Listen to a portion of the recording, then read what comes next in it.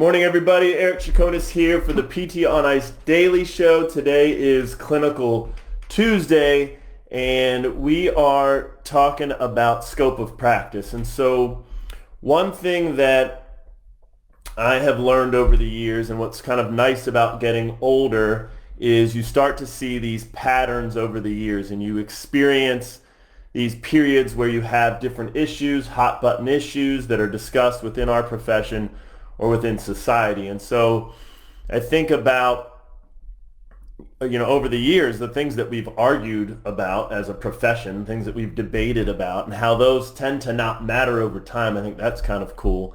You think about all the manual therapy wars of the 1990s or early 2000s and probably into the 80s. I wasn't around back then I didn't become a clinician until the early 2000s. But anyway, now we don't seem to care about that as much, which is kind of cool, right?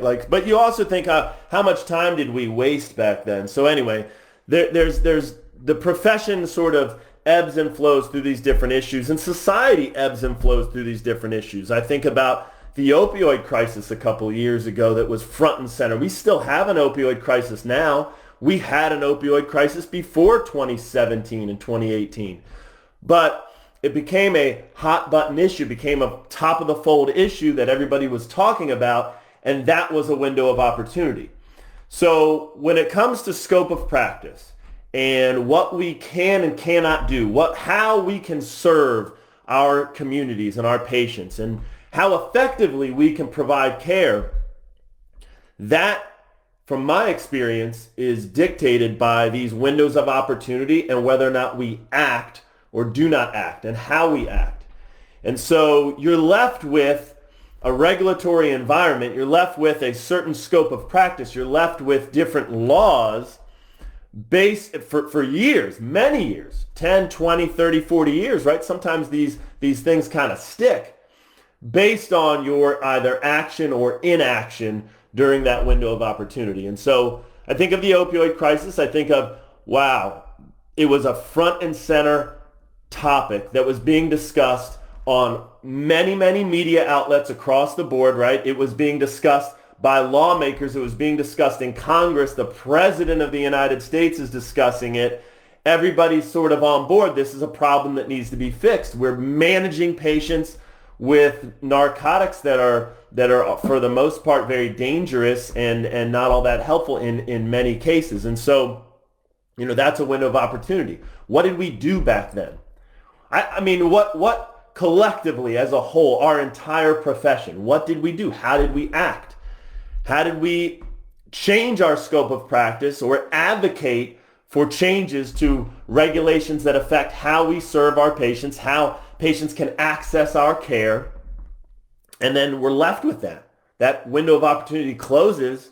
You're left with the regulatory environment that you essentially allowed to occur or created for then the next longer period of time.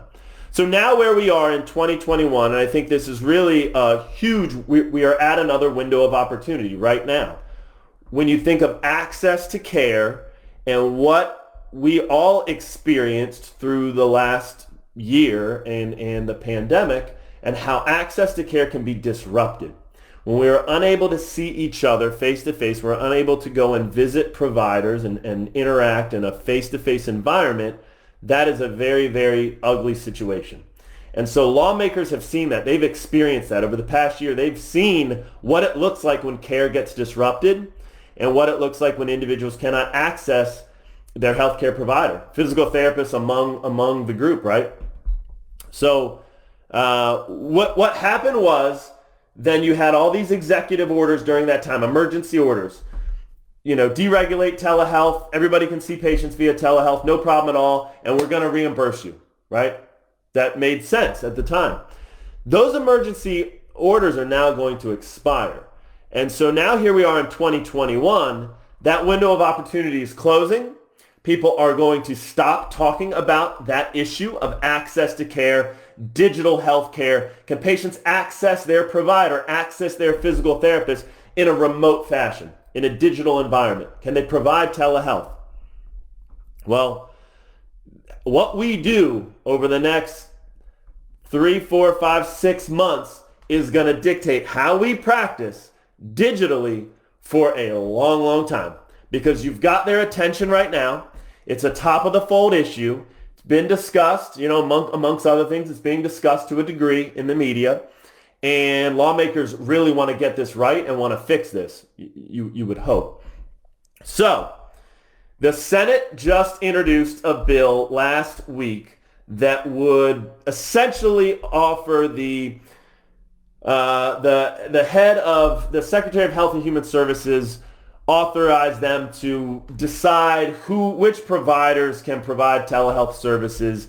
And so you could see some positive traction from that. But what we all need to do is pay very close attention at the laws that are going to be introduced, the bills that are going to be introduced here over the next couple of months, probably really soon actually, over the next few weeks really, and pay attention to what the APTA advocacy team is doing and help them and get on board and be part of the messaging to Congress at the federal level that we cannot go through what we went through last year when care was disrupted. Patients need to be able to access their physical therapist in a telehealth environment if they want to.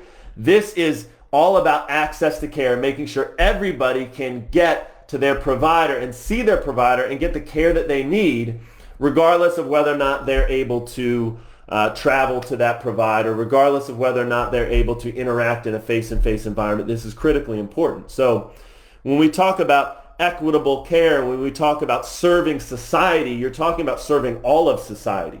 The best way you can serve all of society is to make sure that everybody has access. So this is one way amongst many, many others. And you're seeing a lot of positive changes in this area. A lot of money is going to be put into resources and making sure internet access and all these other abilities when we look at the digital environment get sort of addressed. But I would pay close attention to what APTA does over the next few weeks and few months. They had a bill last year in the last Congress that ended, and that bill that ends up kind of all bills go away, right? If they don't pass during a certain legislative period, then they go away. So now we're sort of in a reset period now in the next 117th Congress that we're in right now.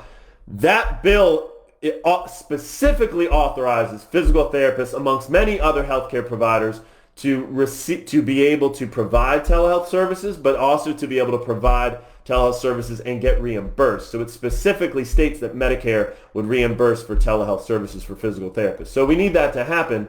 And so that's why I think it's so important for all of us to get on board, contact your lawmaker. The APTA makes it super easy. The form field emails, you can just fill, you just literally logging into your account, going on advocacy, take action, literally click of a button, and you can send a message to all your lawmakers that represent you in the federal government. At the state level, the same thing needs to happen. We've seen a number of states have great success with this. Colorado, New Hampshire, lots of states that enacted legislation last year, permanent fixes that mandate that a physical therapist can see a patient in a telehealth environment, and that the insurance company should reimburse them the same amount, same methods that they would utilize in a face-to-face environment. So we're seeing positive changes, but I just think sometimes we can kind of not jump on it, not get really passionate about it, not advocate at the time that we need to, right? I mean, the key to advocacy is the timing, and so that's sort of the topic that I want to bring forward today. So hope that helps. Take care, everybody. Have a great day.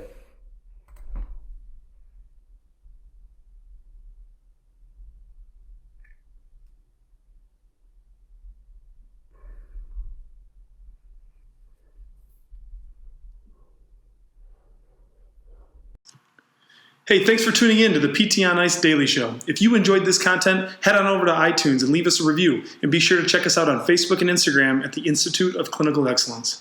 If you're interested in getting plugged into more ICE content on a weekly basis while earning CEUs from home, check out our virtual ICE online mentorship program at ptonice.com.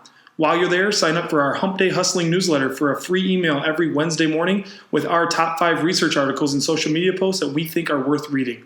Head over to ptonice.com and scroll to the bottom of the page to sign up.